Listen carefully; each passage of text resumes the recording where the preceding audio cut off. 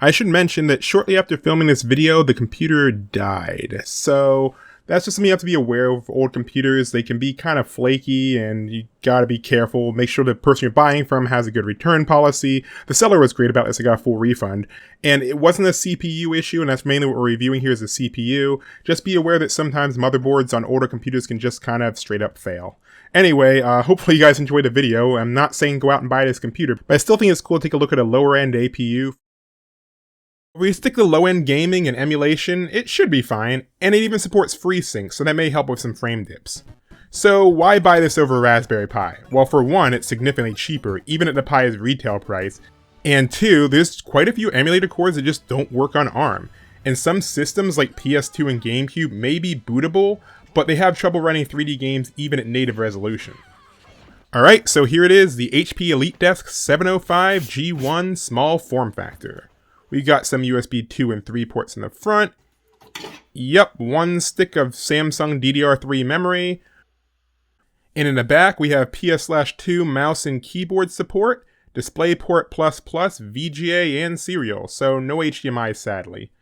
And for some quick size comparisons, it's quite a bit larger than the slim consoles you may be used to. It's more in line with the original Xbox One, but a bit longer. It's noticeably shorter than the PS5, but still a bit on the long side. So maybe a bit large for a living room console, but it's still noticeably smaller than a standard desktop PC. Alright, we're all set up. I have a separate PC and capture card to preserve resources, and we got a fresh install of Windows with Steam and MSI Afterburner, and wow, I forgot how small 4 gigs of RAM can be. It's almost half gone, and we haven't really run anything. So yeah, for older computers, running a lightweight Linux distro or something emulation focused like Batocera would probably be better, but we're just going to continue this test as is. Alright, let's try CSGO first. 900p, very low settings, running from SSD, but no additional tweaks in the BIOS, AMD settings, or anything else. And wow, it's moving, and it's looking like our CPU is okay, but our GPU is tapped out already. Memory usage is pretty high, so let's see what's happening in Task Manager. And it looks like the default for the BIOS is to allocate VRAM based on how much total memory we have.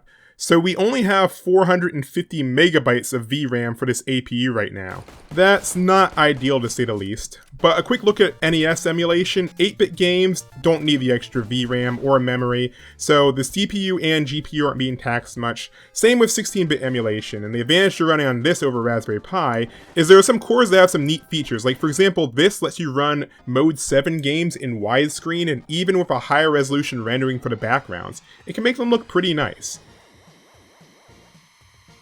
There's a Sega Genesis emulator that does widescreen too, and that can certainly help with some games, but for either emulator, these tweaks can be a little bit hit or miss based on the game you're playing.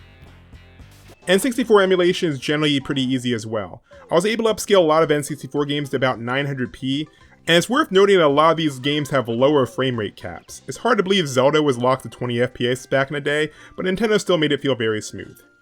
Some more complex or high action games probably need to be dropped down to about 720p, especially Star Fox 64.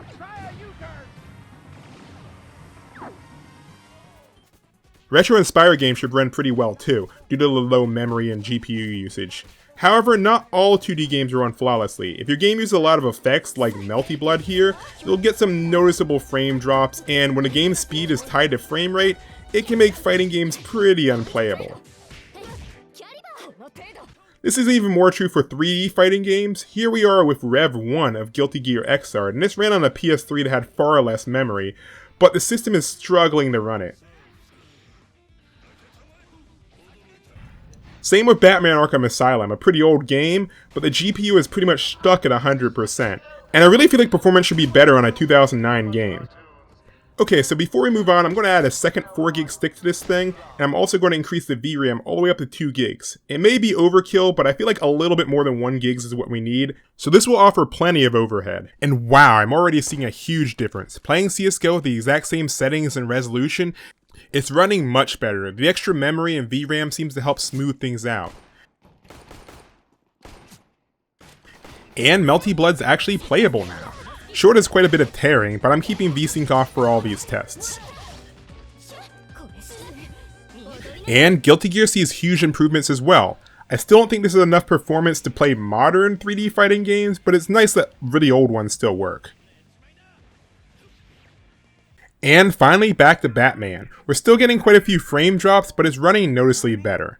This isn't ideal, but it's at least playable, and you can drop it down to 720p low if you want better performance. And for the last big emulation test, PS1 seems to run pretty well too. As a neat little add-on, some PS1 emulators let you run the games directly from the disc. Load times will be much slower, but it's still a neat little feature. And as mentioned before, yes, you can actually boot PS2 and GameCube games on this thing. I wouldn't really recommend buying it for that, and you can't really crank the resolution more than 2x for a kind of smooth experience, and there's quite a few GPU spikes, but at the end of the day, it does work.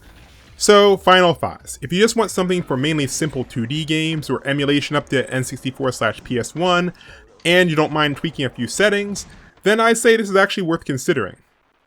But there are a few downsides to consider. It's quite a bit larger and louder and more power hungry than a Raspberry Pi.